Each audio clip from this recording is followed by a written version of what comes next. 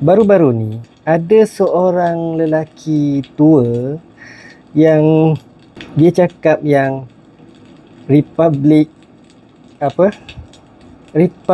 Islamic Republic of Japan kalau tak silap.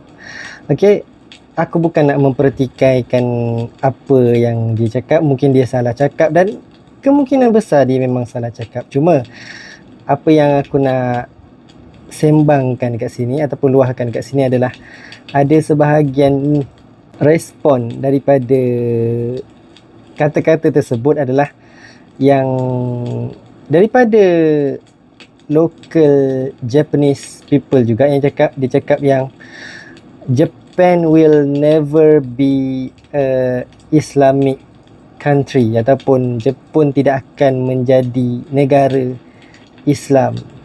So dekat situ kita dapat aku dapat faham yang negara Jepun dia ataupun orang yang cakap macam tu dia tak nak Jepun menjadi sebuah negara Islam.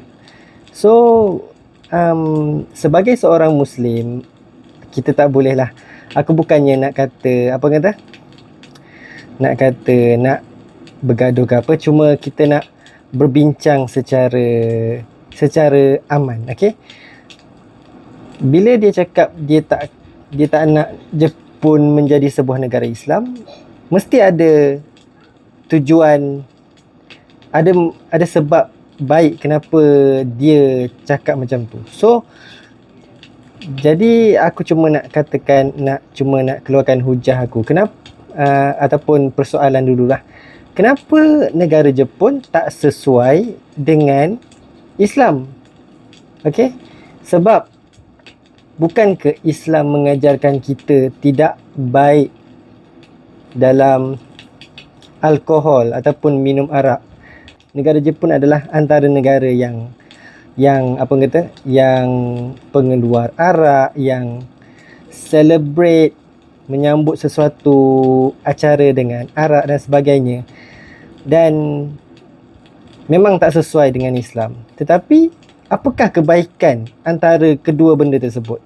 Islam menghalang arak atas faktor kebaikan. Jadi kalau awak kata tak sesuai, kalau orang yang bercakap negara tu tak sesuai dengan Islam, sebab apa? Negara Jepun dia membenarkan arak, menghasilkan arak dan sebagainya.